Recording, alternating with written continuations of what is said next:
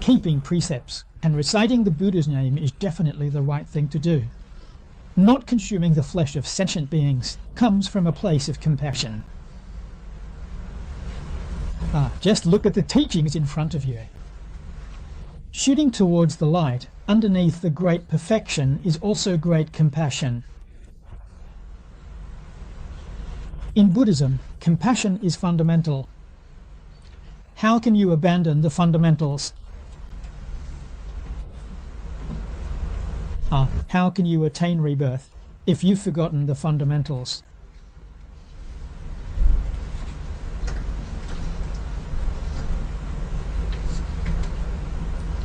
Recite phrase Amitabha Buddha. What mean a reverse? There are very few of us.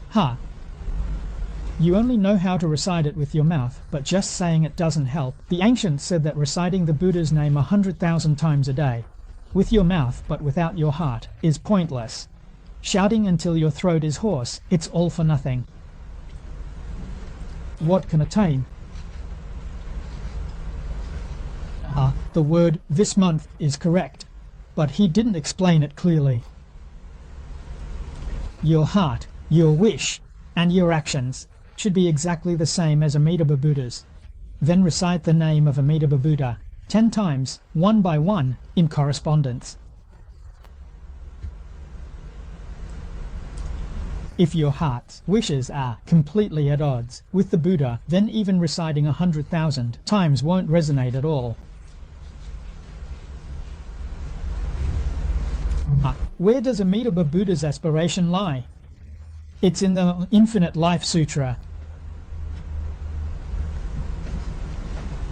So I talk about the 9 grades of rebirth in my teachings. My explanation is a bit different from what the ancient masters said. But that's not quite the meaning. Everyone understands the teachings on an international level.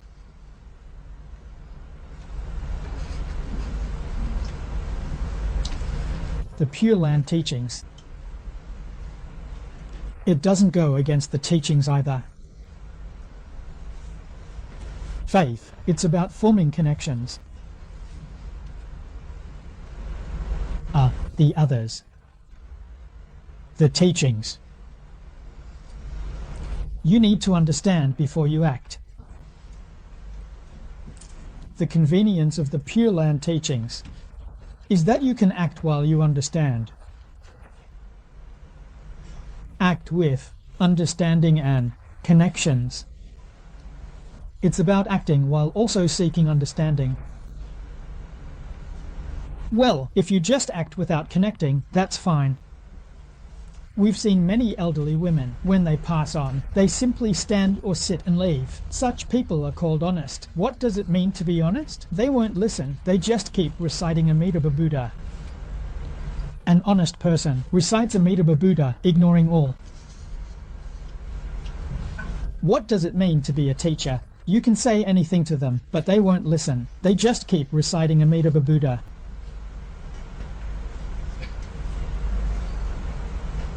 We call that kind of person an honest person, and there are really very few honest people around. Way too few, way too few. Out of 10,000 people, it's rare to find 1 or 2 honest ones. Delusions are dishonesty. When theory is clear, Buddha's name resonates. Dishonest people will always be demanding. Hey, once the theory is clear and the method is understood, that's when the recitation of the Buddha's name truly resonates.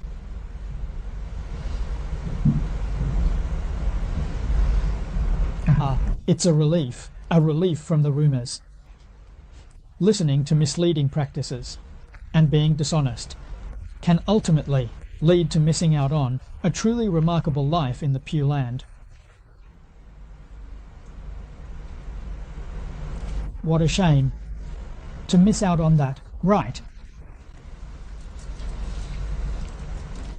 You definitely can't believe in rumors.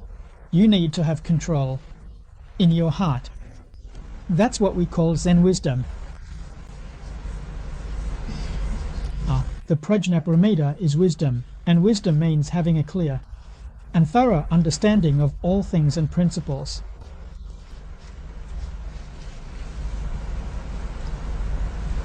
So it's all about being clear and understanding. Absolutely no attachment, absolutely no discrimination. This is true wisdom, mate. This is all the Buddhas and Tathagatas. It's about taking the initiative to transform it as a whole. It's about being familiar with the performances and all that. Encouraging all sentient beings, that's a few key points, right? Now let's look at the sound of compassion and the sound of blood-sucking. This sound of compassion and blood-sucking is called the four immeasurable minds.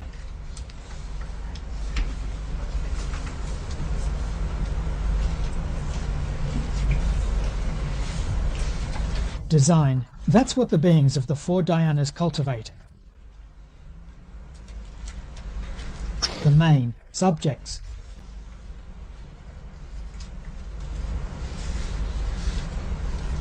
The three productions. There's no compassion in blood-sucking. You can't have 4 meals, good grief. No matter how good your Zen practice is. You are also born in the desire realm, right? Beings in the desire realm can't have 4 births, you know. So we definitely need to cultivate compassion, joy, and letting go. So, we don't have it right now. You really need to learn. Yeah, words are entertainment. Helping others brings joy and compassion when you see their suffering. Helping others alleviates suffering. This is called compassion and aversion. Helping others brings joy. That's what this is about. Joy is that feeling of happiness when you see others free from suffering and finding joy in their hearts. It's about rejoicing in the merits of others. In the world, generally speaking, confused and deluded, people see others having good things. Jealousy arises in the heart. That's wrong. Jealousy can really do a lot of harm, yeah. Harming yourself. So this practice is about turning that jealousy around. There's no jealousy, only a heart that rejoices. Letting go is what helps people with everything. Don't cling to anything, yeah.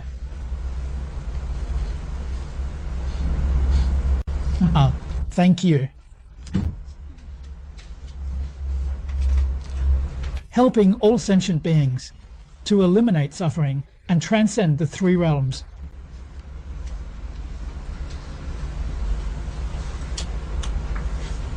This is lineage. The absence of defilements is the pure sound. Defilements are synonymous with suffering. The absence of defilements means that suffering has completely ended. Suffering no longer arises.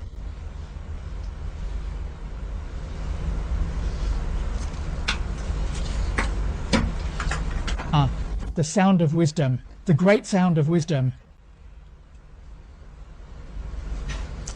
This is the all-time dual system.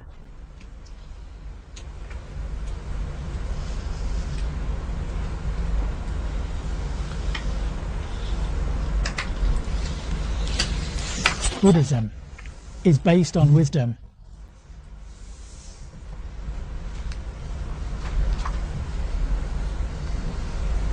It's teaching. The overall goal in good learning, concentration is based on precepts, and it's through the precepts that we gain concentration, which leads to understanding.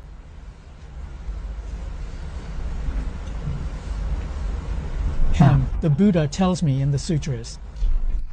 Prajna gives rise to wisdom. The more heat, the more it reflects true wisdom.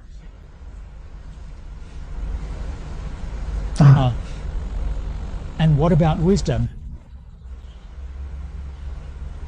It's the all-encompassing duality. In this context, it's not without cause and effect. It means a complete loss.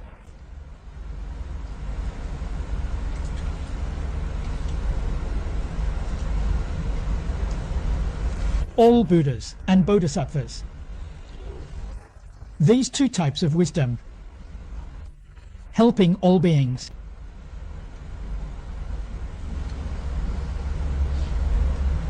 Helping all beings, that's also a part of it. These two types of wisdom. The full character raw, the great full character raw, that's a metaphor. Resisting the power of the Buddhas and Bodhisattvas, finding ways to teach with their authority.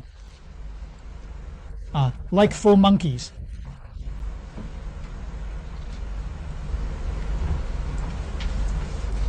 Are you referring to the metaphor of the Bodhisattva? Using the metaphor of great power, the Buddha.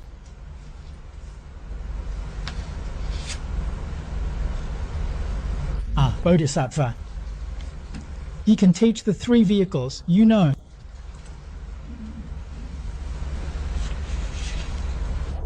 The Buddha can teach all beings. Including the Bodhisattvas of equal realization. That's why he's called a master chef. The great sound of clouds and thunder. This is a metaphor.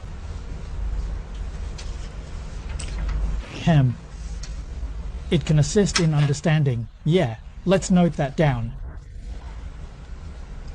Each page can discuss how the analysts talk about thunder and lightning. It can shake people's hearts.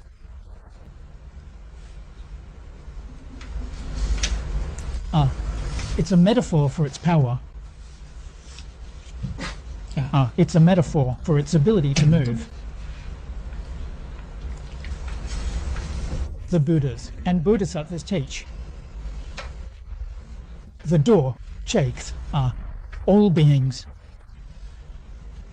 The place of deluded distinctions. The teachings set by the Buddha are likened to the Dharma language. The TV doesn't have distinctions, it doesn't cling.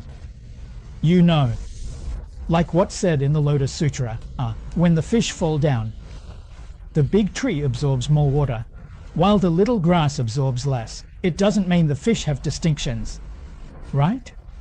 It just gives you a bit more water, while it gives less to the grass. Yeah, it's your own nature that's different. So all beings who hear the Buddha's teachings, those with small capacities gain small benefits, while those with great capacities gain great benefits. Those with good and deep understanding may mistakenly enter deep realms, while those with shallow understanding may mistakenly enter shallow realms. It's not that the Buddha makes distinctions. You know, beings of different natures, which is why there are all sorts of differing phenomena. Hey, this is like the clouds and thunder coming in. It's a metaphor for the universality of the Buddha's teachings. There are no distinctions, no expenditures. It's a metaphor for the power of the Buddha's teachings.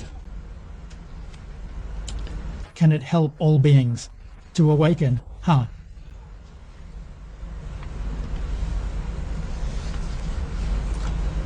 Now, let's have a look at the next scripture. Set forth what cannot be conceived or expressed as intended. This line of poetry sums it up. Teaching Dharma through the body. Creating a world of compositions. That is, other realms. There are countless differences, celestial beings and spirits. Escape the sky through the ultimate path. The sound of the Buddha's teachings. The voice is indeed powerful. The void, the realm of emptiness. It's not just our Saho world. The Saho world is the teaching domain of Shakyamuni Buddha. This is a vast universe. Other realms that's beyond the Saho world. The mistakes of all Buddhas. Everything was shaken. 12 directions of worlds. The beings with connections inside here.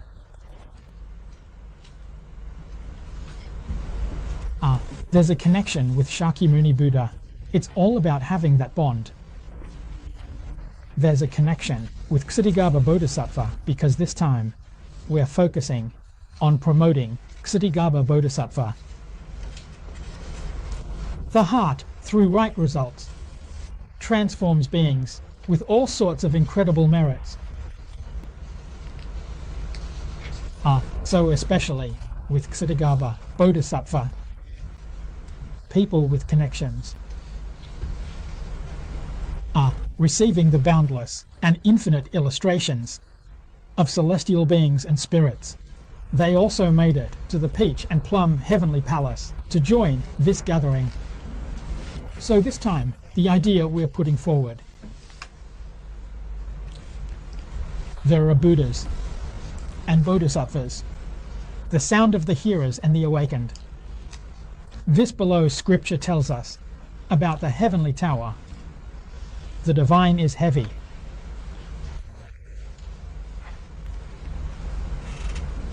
Everyone's here. This presentation is truly exceptional. Let's have a look at this scripture.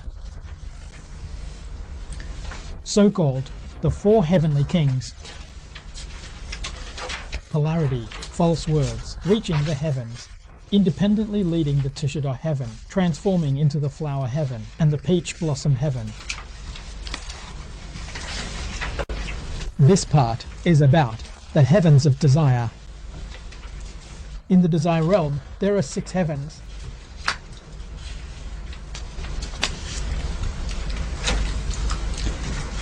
We can't go into detail here for the sake of time. Master Shunyi, last time at Mount Juhua, I talked about the 3rd sentence, and he had a lecture that was straightforward and to the point, introducing the 4 kings. So here, I'll just introduce the whole of the 4 heavenly kings. That's just a brief introduction. The 4 heavenly kings. In Chinese folklore, they're commonly known as the 4 great Vajras. When you walk into a temple, they look like guards at the entrance, right? They're like protectors, and they actually represent the 4 heavenly kings. The 4 heavenly kings. They truly represent the protectors within the Buddhist community. Hall of Heavenly King.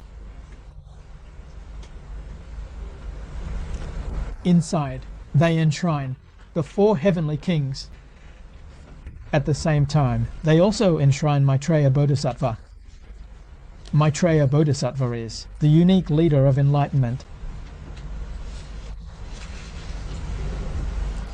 This is the future Buddha, Maitreya Bodhisattva, who is set to succeed Shakyamuni Buddha.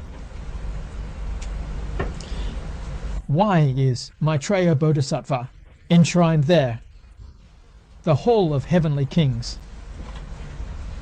And the statue of Maitreya Bodhisattva, it's not a statue of a bodhisattva in the traditional Indian style.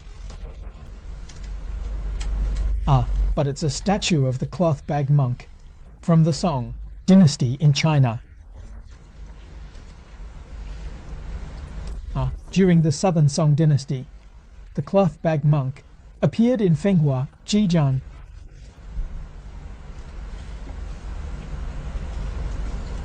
This chubby one, always smiling from morning till night, carrying a big cloth bag. Where did the cloth bag monk come from? No one really knows. You don't even know his surname or given name, because he carried that big cloth bag all day long. It became his trademark. So when people saw him, they called him the cloth bag monk. The cloth bag monk became famous when he gathered in the clouds. He told people that he was the incarnation of Maitreya Bodhisattva.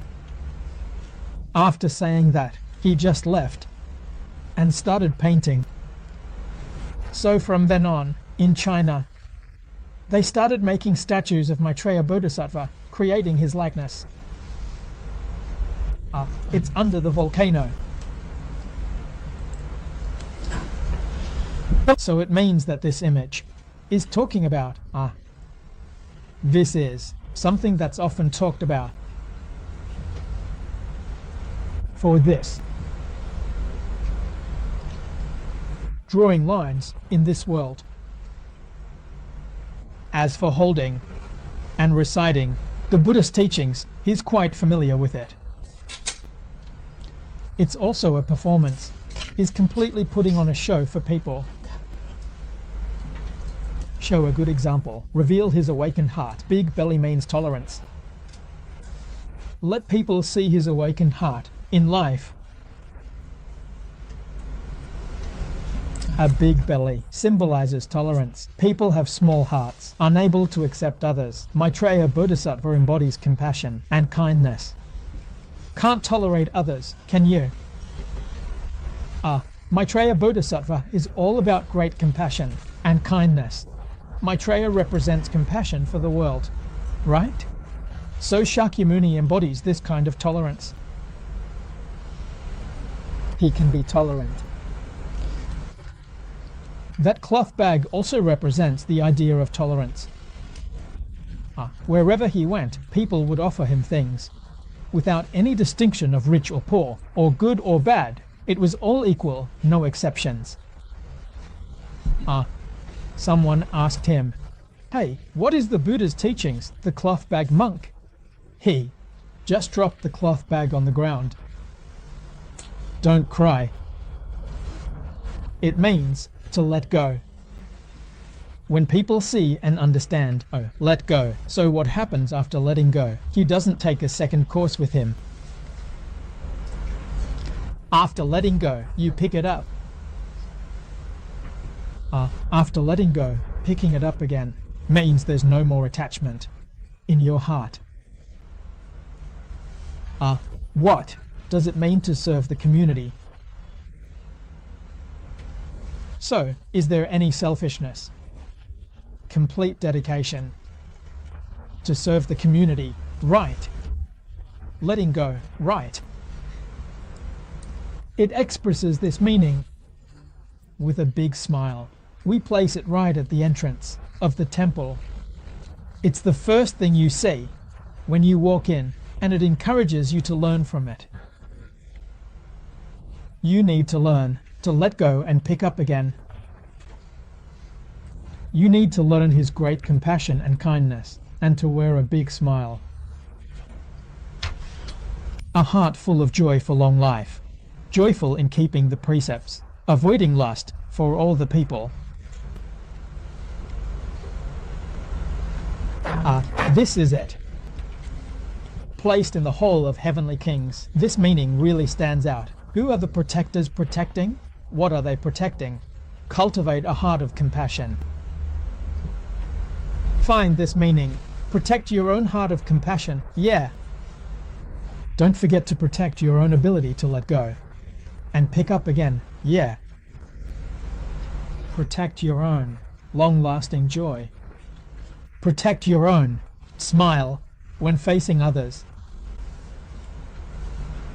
The cloth-bagged monk represents our faith. You've got to start living from this point. Can you see how deep this meaning is? This is how you qualify to enter the Buddhist path. What needs to enter the Buddhist path? We need this condition. When you truly let go, your heart becomes pure and free of desires. Truly picking it up, using the 6 perfections to teach and uplift all beings.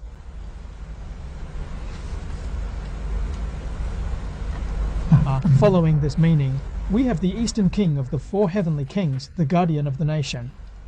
It signifies representation and responsibility to prohibit. The Southern political party king represents the pursuit of progress, always striving for improvement, every single day. Yeah. Never fall behind. Yeah. When the Western King of the ancient tomb and the Northern King of many sounds represent, when it comes to learning, we Chinese say, read thousands of books and travel thousands of miles. It's about achieving real knowledge and genuine virtue so that you can serve society, your country, and all beings. Yeah. If you don't have wisdom or virtue, what have you got to live on? It expresses this meaning. The meaning is very, very complete. The 4 heavenly kings. It represents the meaning of the Dharma. So the 4 heavenly kings tell us in the scriptures. The lifespan of the heavenly beings is 500 years. The 4 kings, heaven and earth, all listen. It's 500 years in our human realm. This can be counted as 1 year being 3 to 60 days. This.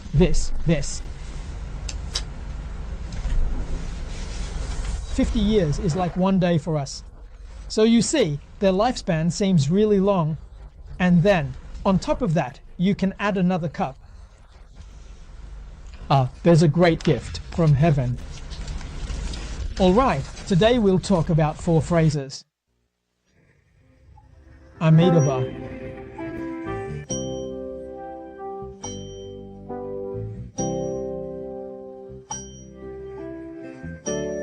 Amitabha. Amitabha.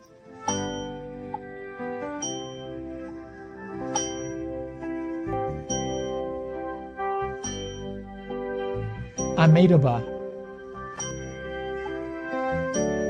Amitabha. Amitabha. Amitabha. Amitabha. Amitabha. Amitabha. Amitabha.